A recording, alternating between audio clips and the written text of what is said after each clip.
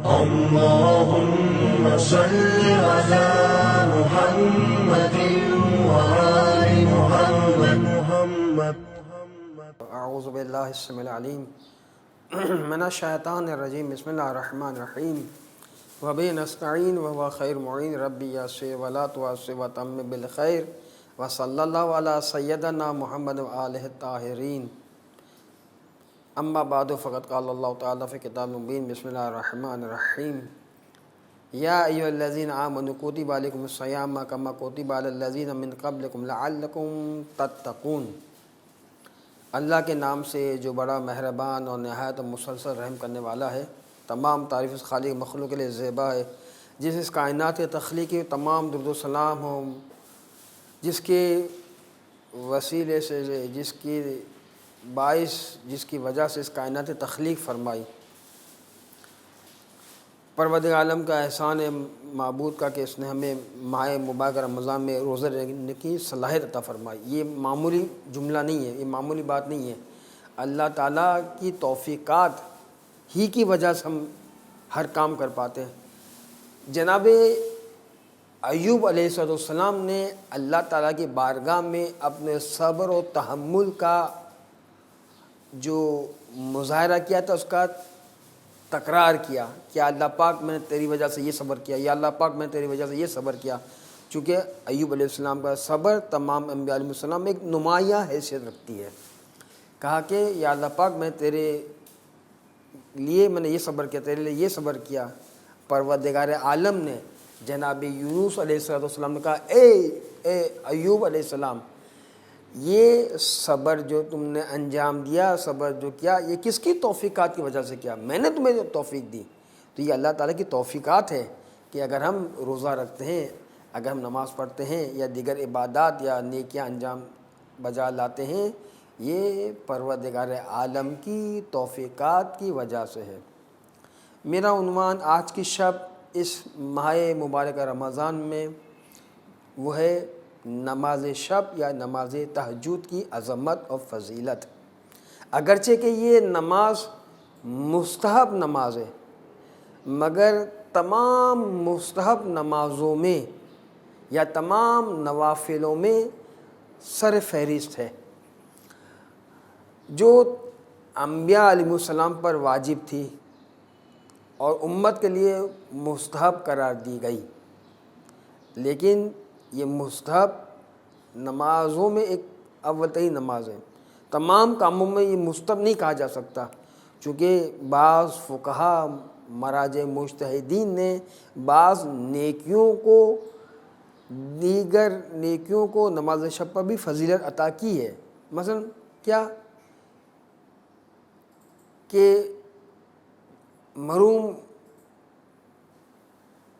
شیخ الفقہا آیت اللہ شیخ محمد تقی بہجت اللہ مقامو کہتے ہیں، میرے نزدیک یعنی ان کے نزدیک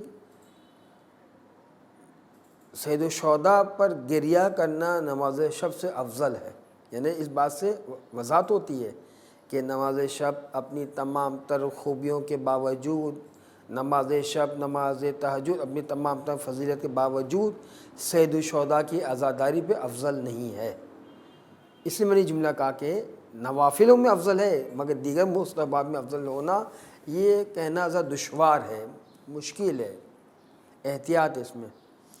نماز شب وہ گوہر ہے کہ جو اللہ تعالیٰ نے اپنے بندے کو عطا کیا، مقام محمود تک پہنچا دینے کا اپنے نبی کو کہا. اگر وہ مقام نہیں تو اس بندے کی حیثیت کے اعتبار سے مقام تک پہنچا دے گا. نبی کا مقام محمود کچھ اور ہوگا، ہمارا اور آپ کا مقام محمود کچھ اور ہوگا. ہم سب جانتے ہیں کہ اللہ تک پہنچنے کے دو راستے ہیں. اہل عارف نے اس کے نام کیا دیا؟ سالک، ایک دوسرا مغضوب. سالک کیا ہے؟ کہتے ہیں اسٹیپ بائی اسٹیپ، بتدریج، آہستہ آہستہ. ان کے اہلوں نے جو دستور سسٹم جو بنا کے دیا اس کے تحت آگے بڑھنا. کلاس 1، کلاس 2، کلاس 3، کلاس 4، مثلا دنیاوی لینگویج میں، دنیا زبان میں یوں کہا جائے، مرحلہ با مرحلہ. اسے کہا جاتا ہے سالک. Step by step. دوسرا کہا جاتا ہے مغزوب، میں اپنے انداز میں، اپنے لہجے میں، اپنے الفاظ میں بیان کرتا ہوں، ایک جھٹکے میں کہیں پہنچ جانا۔ قرآن کی زبان میں کیا ہے؟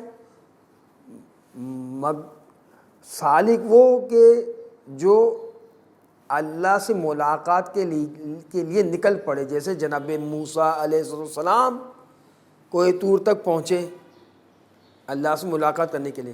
مغزوب وہ جسے پروردگار عالم شب معراج بستر سے مسجد حرام سے مسجد اقصیٰ تک لے جانا، اسے کہتے ہیں ایک جھٹکے میں، یہاں تک کہ دروازے کی کنڈی حرکت میں ہے، وہ بستر میں رسول کے جسم کی حرارت موجود ہے۔ ایک جھٹکے میں جنت کی مسافتوں کو طے کیا، جنت کے مناظر کو دیکھا، یہ ایک جھٹکے میں پہنچ گیا۔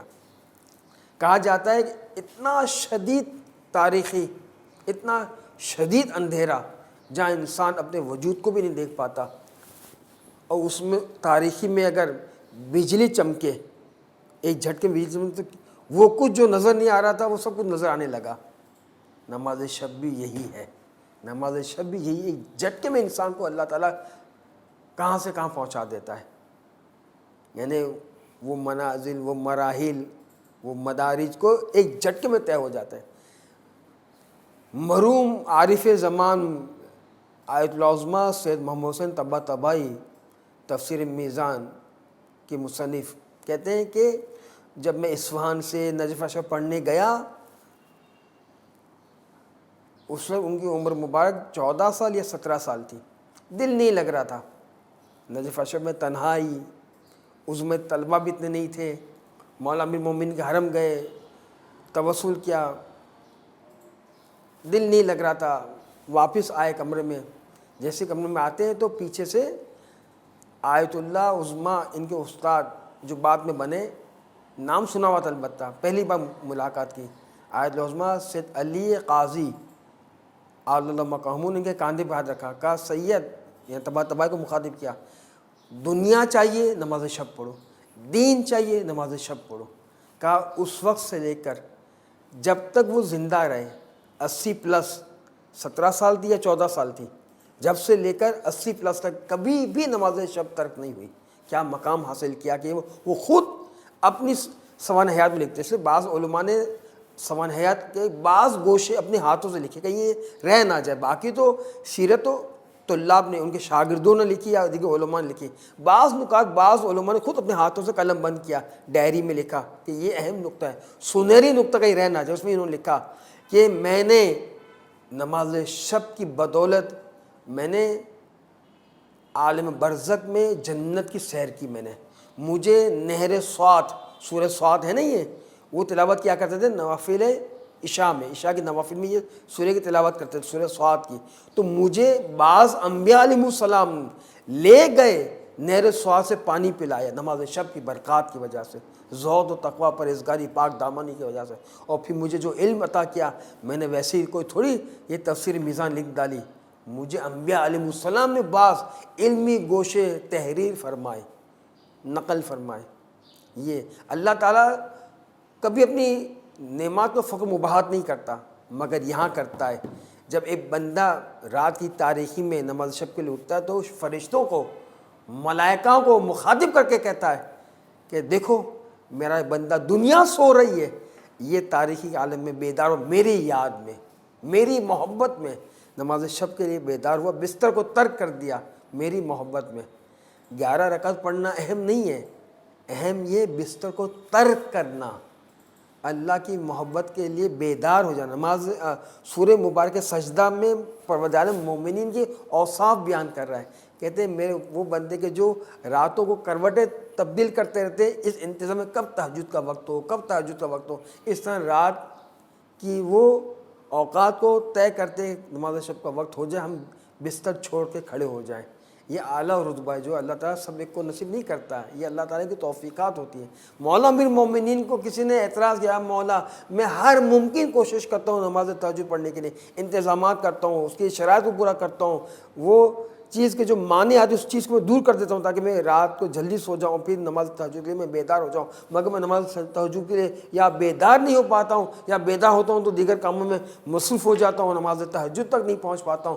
امام مولا امیر المومنین نے کہا کہ اب تم اپنے گناہوں کی توبہ کرو، تمہارے سے اللہ تعالیٰ نے توفیقات کو سلب کر لیا. وصلی اللہ علی سیدنا محمد وآلہ الطاہرین. اللهم صل على محمد وآل محمد.